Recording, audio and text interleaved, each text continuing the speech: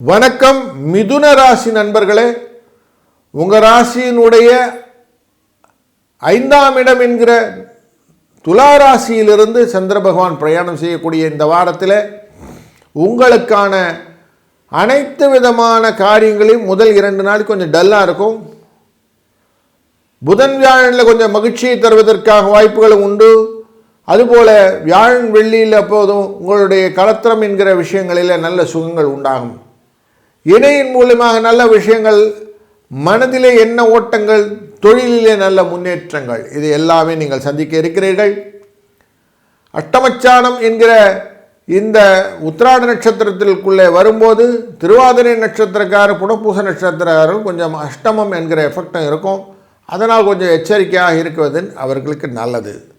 ஆனாலும் பெரிதாக கவலைப்படுவதற்கில்லை, உயர்வுகள் நிறைவேறுவதற்கான வாய்ப்புகள் உண்டு. வாழ்க வளத்துடன்.